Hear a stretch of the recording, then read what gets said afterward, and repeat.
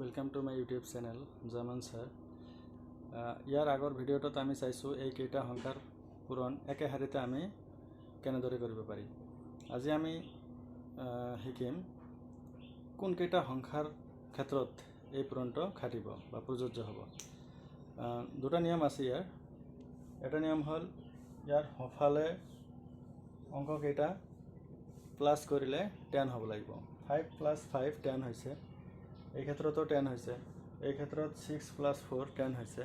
এটা হল প্ৰথম নিয়ম যে সফালৰ অংক দুটাৰ যোগফল 10 হ'ব লাগিব। দ্বিতীয় নিয়মটো হৈছে বাওঁফালৰ অংক দুটা একে হ'ব লাগিব। ইয়াত যদি 1 আছে ইয়াতো 1 থাকিব লাগিব। ইয়াত 2 থাকিলে ইয়াত 2 থাকিব লাগিব। ইয়াত 3 আছে ইয়াত 3 আছে।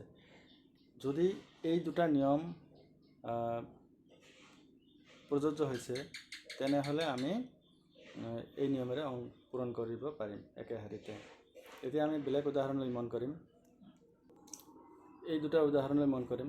26 × 26 যেহেতু আমাৰ নিয়ম ইয়াত প্ৰযোজ্য হোৱা নাই, কাৰণ 6 + 6 10 নহয় 12 হয়। গতিকে এইটোৰ ক্ষেত্ৰত আমাৰ এই নিয়মত পূৰণটো নাখাটিব। দ্বিতীয়টো আছে 29 × 21। এই নিয়মত আমাৰ যেহেতু দুটা নিয়মে ইয়াত প্ৰযোজ্য হৈছে। 9 + 1 10 হৈছে আৰু দ্বিতীয় নিয়মটো আছিল যে এই দুটা অংক একে আছে। গতিকে আমাৰ এই ক্ষেত্ৰত পূৰণটো খাটিব। পূৰণ কৰি লম।